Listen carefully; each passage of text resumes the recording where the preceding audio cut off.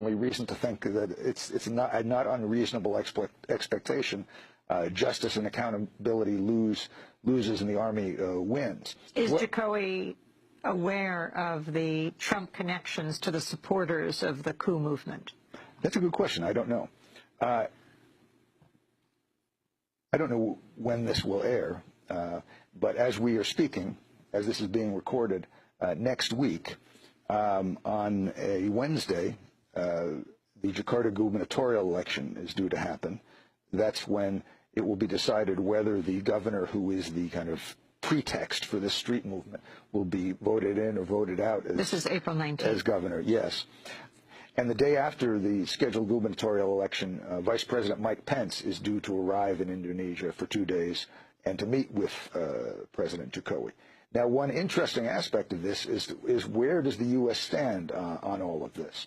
Because on the one hand, the U.S. has a long-time policy in countries around the world of backing the repressive armies and security forces, but on the other hand, also backing elected presidents, as long as those elected presidents do not have a program that threatens U.S. corporate interests or the interests of the local rich, or the fact that the U.S. is allowed to back the local army and security forces. Barring that, the U.S. is all for local elected presidents. So in accord with that historic worldwide policy, the U.S. has up to this moment, as far as I know, up until at least recently, been backing Jokowi against the coup movement. But it's Trump's local people who have been helping to push the coup movement. Now, I don't know whether this question has come to the attention of President Trump himself.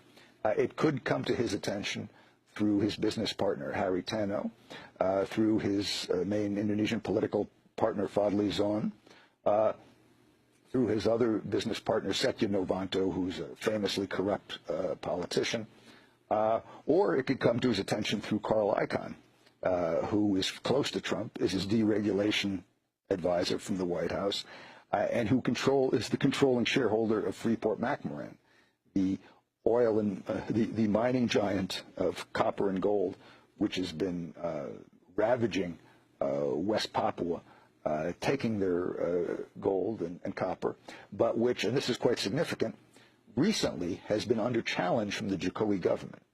For years, Freeport-McMoRan has had a free ride in Indonesia. As long as they paid off General Suharto and his cronies, as long as they paid off the army, various bureaucrats, they were able to do whatever they want. They were able to just strip the mountains of West Papua, turn the rivers indescribable primary colors from their pollution, knock off their dissident workers when necessary. They were able to do anything. But now, just in the past year and a half or so, they have been under challenge from the Jokowi government, which is demanding a renegotiation of the contract between the Indonesian government and Freeport-McMoRan, and which has been restricting Freeport's copper exports. So this is creating a problem for Icahn, a serious economic problem for Carl Icahn.